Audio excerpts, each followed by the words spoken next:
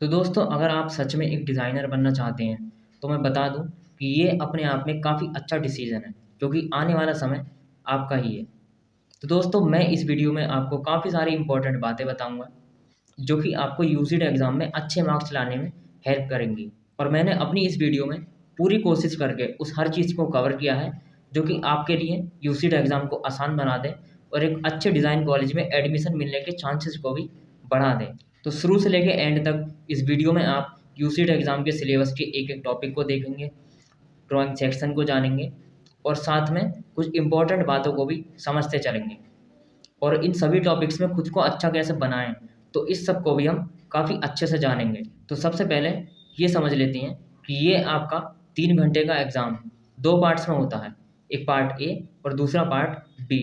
तो अब part A में पजल्स एंड रीजनिंग टाइप के क्वेश्चंस मिलते हैं और पार्ट बी में आपको डिज़ाइन एंड ड्राइंग से रिलेटेड क्वेश्चंस मिलते हैं। और अगर आपके यूसीडी में ज़्यादा अच्छे मार्क्स आते हैं तो आईआईटी के कॉलेजेस मिलेंगे, और अगर आपके मार्क्स थोड़े कम आते हैं तो आप अपने मार्क्स की हेल्प से किसी भी अच्छे प्राइवेट डिज़ाइन कॉलेज में एडमिशन ले सकते हैं और साथ में उनमें स्कॉलरशिप भी ले सकते हैं। लेकिन यूसीडी का रिजल्ट आपकी हेल्प सिर्फ उन्हीं कॉलेजेस में करेगा जिन कॉलेजेस के नाम आईआईटी या फिर यूसीडी की वेबसाइट पर लिखे हैं। और इस सब के अलावा अगर आप ये सब भी जानना चाहते हैं कि एग्ज़ाम्स में कितने सवाल आएंगे, कितने मार्क्स के आएंगे और किस तरह से आएंगे, मार्क्स किस हिसाब से मिलेंगे, और साथ में इस एग्ज़ाम की और भी ज़्यादा इन्फॉर्मेशन अगर आप जानना चाहते हैं तो दोस्तों मैं आपको सजेस्ट करूँगा कि आप इस सब के बारे में इसकी ऑफिशियल वेबसाइट पर जाकर ही पढ़ें, क्योंकि इसमें हर साल कुछ ना कुछ चेंजेस होते रहते हैं। तो वो सभी आपको वहाँ अच्छे से समझ में आ जाएगा। तो चलिए अपने टॉपिक पर आगे बढ़ते हैं। तो देखिए, अब एक बात हम सभी जानते हैं कि ज़्यादातर डिज़ाइन कॉलेजेस में सीट्स काफ़ी ज़्यादा कम हैं और डिज़ाइनिंग में कैरियर बनाने वाले स्टूडेंट्स काफ़ी तेज़ी से बढ़ते जा रहे हैं। लेकिन जितनी तेज़ी से स्टूडेंट्स इस फील्ड की तरफ बढ़ते जा रहे हैं तो उतनी ही तेज़ी से डिज़ाइन कॉलेजेस और इन कॉलेजेस में सीट्स इंक्रीज नहीं हो रही हैं। तो अब इसी बढ़ते हुए कंपटीशन को देखते हुए कॉलेजेस वाले इन डिज़ाइन एग्ज़ाम्स को हर साल और भी ज़्यादा हार्ड बनाते जा रहे हैं और साथ में फ़ीस को भी बढ़ा रहे हैं। तो कुल मिलाकर अगर आज के समय में आप डिज़ाइनर बनना चाहते हैं तो अभी आपको मेहनत काफ़ी ज़्यादा करनी पड़ेगी। तो दोस्तों अब इस बात को सुनने के बाद ये बिल्कुल भी ना सोचें कि अब आप एक डिज़ाइनर नहीं बन पाएंगे या फिर आपके लिए काफ़ी ज़्यादा मुश्किल है। पर आपको ये बात नहीं भूलनी है कि अगर आपको अपने गोल को पूरी तरह से अचीव करना है तो उसके लिए सबसे पहले इस डिज़ाइन एग्ज़ाम को समझना पड़ेगा और ये जानना पड़ेगा कि इसके क्वेश्चंस की आपसे क्या क्या डिमांड्स हैं और फिर उनके अकॉर्डिंग आपको प्रिपरेशन करनी है। और इसका आंसर भी आपको अभी आगे इसी वीडियो में मिल जाएगा कि यूसीडी में अच्छे मार्क्स लाने के लिए आपको क्या क्या करना होगा।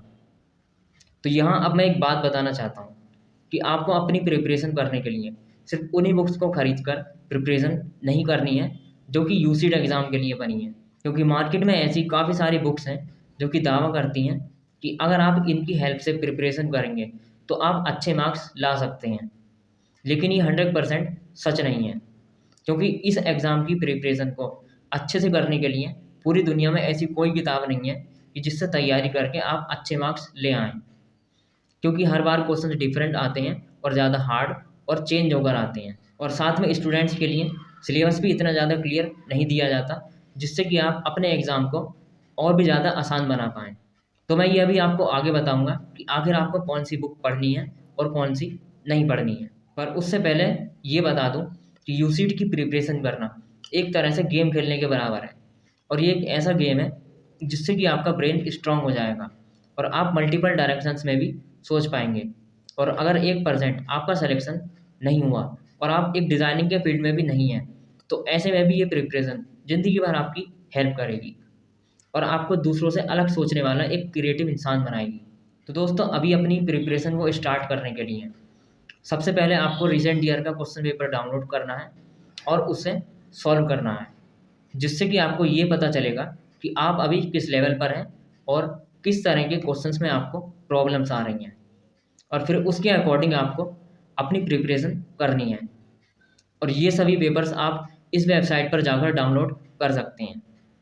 तो अब एक सवाल ये है कि अगर आपको अच्छे मार्क्स लाने हैं तो किन बातों पर ध्यान देना होगा और क्या क्या सबसे पहले करना होगा। तो दोस्तों, अगर आपको यूसीड में अच्छे मार्क्स लाने हैं तो इसके लिए सबसे पहले आपको अपने ब्रेन को स्ट्रॉन्ग बनाना होगा, मतलब कि मेंटली फिट होना होगा। और जितना ज़्यादा आप अपने ब्रेन को फास्ट, शार्प और क्रिएटिव बनाएंगे तो उतना ही ज़्यादा यूसीड में आने वाले क्वेश्चंस आपके लिए आसान बन जाएंगे। क्योंकि यूसीड में जितने भी क्वेश्चंस आते हैं तो उन सभी को सॉल्व करने के लिए स्टूडेंट्स को अपने दिमाग पर जोर डालना पड़ता है और काफ़ी ज़्यादा सोचना भी पड़ता है, और इसी वजह से एग्ज़ाम में काफ़ी टाइम भी वेस्ट हो जाता है। पर अगर आप अपने ब्रेन को यूसीड में आने वाले क्वेश्चंस के अकॉर्डिंग प्रिपेयर करेंगे और साथ में इस बात पर भी ध्यान देंगे कि एक डिज़ाइनर का दिमाग किस तरह का होना चाहिए, तो फिर आपके लिए यूसीड में अच्छे मार्क्स लाना काफ़ी ज़्यादा आसान हो जाएगा और आप कम समय में ज़्यादा से ज़्यादा क्वेश्चंस को भी अटेम्प्ट कर पाएंगे। तो आइए अब समझते हैं कि आपको इस एग्ज़ाम को अपने लिए किस तरह से ईजी बनाना है। तो देखिए, अब अपने एग्ज़ाम में सभी क्वेश्चंस को सही से सॉल्व करने के लिए आपको हर जगह से सीखना है और सिर्फ किसी एक को ही फॉलो नहीं करना है।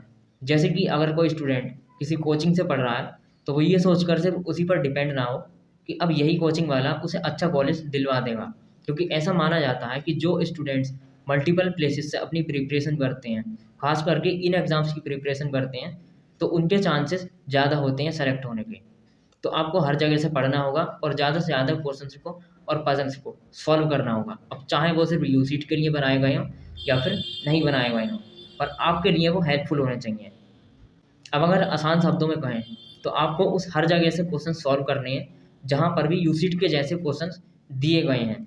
अब चाहे वो कोई वीडियो हो, वेबसाइट हो या फिर कोई बुक ही क्यों ना हो। तो अब अपनी प्रिपरेशन करने के लिए आप इंटरनेट से पजल्स एंड रीजनिंग से रिलेटेड पीडीएफ बुक्स फ्री में डाउनलोड कर सकते हैं, जो कि आपके एग्ज़ाम के लिए हेल्पफुल हो। लेकिन यहाँ एक समस्या ये है कि उन किताबों में काफ़ी सारे ऐसे सवाल भी होते हैं जिनसे आपकी कोई भी हेल्प नहीं होने वाली, तो उन्हें आप छोड़ सकते हैं। और अपने एग्ज़ाम को और भी ज़्यादा ईजी बनाने के लिए अगर आप ले सकते हैं तो आप अलग अलग ऑनलाइन और ऑफलाइन कोचिंग वालों से टेस्ट सीरीज, मॉक पेपर्स और सैम्पल पेपर्स ज़रूर खरीदें, क्योंकि इनसे काफ़ी ज़्यादा हेल्प होती है। और साथ में सिलेबस के सभी टॉपिक्स को ध्यान में रखकर और प्रीवियस ईयर क्वेश्चंस को ध्यान में रखकर आपको अपनी प्रिपरेशन करनी है। और वो इसलिए क्योंकि इससे आपको ये पता चलता रहेगा कि आप सही तरह के क्वेश्चंस को सॉल्व कर रहे हैं या नहीं कर रहे हैं। और क्वेश्चंस को सॉल्व करते समय आपको इस बात पर ध्यान नहीं देना है कि अगर कोई क्वेश्चन जल्दी से सॉल्व नहीं हुआ तो उसका आंसर देख लें, पर इसकी जगह सबसे पहले आपको उस क्वेश्चन को जल्दी से सॉल्व करने की कोशिश करनी है। और अगर वो सॉल्व नहीं हो रहा है तो आप उसे सॉल्व करने के लिए पूरा टाइम ले सकते हैं। बस वो क्वेश्चन पूरी तरह से सॉल्व होना चाहिए और आपका आंसर सही आना चाहिए, या फिर आपका सही आंसर के आसपास आना चाहिए। अब चाहे उसमें 1 घंटा ही क्यों ना लगे। और बाकी जो स्पीड है तो वो प्रैक्टिस करने से खुद बढ़ जाती है, क्योंकि जितने ज़्यादा क्वेश्चंस को आप सॉल्व करेंगे तो उतने ही ज़्यादा जल्दी क्वेश्चंस आप सॉल्व भी कर पाएंगे और साथ में डिफ़िकल्ट क्वेश्चंस भी ईजिली सॉल्व कर पाएंगे। और अगर वो सॉल्व ही नहीं हो रहा है तो आप उसे बाद में सॉल्व करने के लिए छोड़ सकते हैं। और साथ में आपको क्वेश्चंस को रिपीट करना नहीं भूलना है। जैसे कि जो क्वेश्चन आप सॉल्व कर चुके हैं तो उन्हें कुछ वीक्स के बाद फिर से सॉल्व करें। तो अभी कुल मिलाकर आपको इस एग्ज़ाम में अच्छे मार्क्स लाने के लिए सबसे पहले अपने ब्रेन को स्ट्रॉन्ग बनाना होगा, क्योंकि जितना ज़्यादा आपका ब्रेन स्ट्रॉन्ग होगा तो उतना ही आपके लिए आसान हो जाएगा इन क्वेश्चंस को सॉल्व करना। तो देखिए, अब यहाँ एक बात को समझना होगा कि जिन स्टूडेंट्स को कम उम्र में ही इस एग्ज़ाम के बारे में पता है और वो पहले से तैयारी कर रहे हैं तो उनके लिए तो ये यूसीड एग्ज़ाम थोड़ा सा आसान हो जाता है। लेकिन अब जो बड़े हैं या 12th में हैं या ग्रेजुएशन में हैं और या फिर जिन्होंने ड्रॉप लिया है और उन्हें इस एग्ज़ाम के बारे में अब आकर पता चला है, यानी कि जिन्हें यूसीड के बारे में देर से पता चला है, तो उनके लिए थोड़ा सा मुश्किल हो जाता है अगर उनका माइंड ऑलरेडी इसके लिए प्रिपेयर्ड नहीं है। क्योंकि कम उम्र में हम लोग अपने माइंड को ज़्यादा आसानी से और स्पीड के साथ ट्रेन कर पाते हैं, लेकिन बड़े होने पर हमारे लिए ये मुश्किल होता जाता है। पर अगर ऐसे स्टूडेंट्स पूरी तरह से कंसिस्टेंट होकर प्रिपरेशन करें तो वो कम समय में भी अच्छे मार्क्स ला सकते हैं।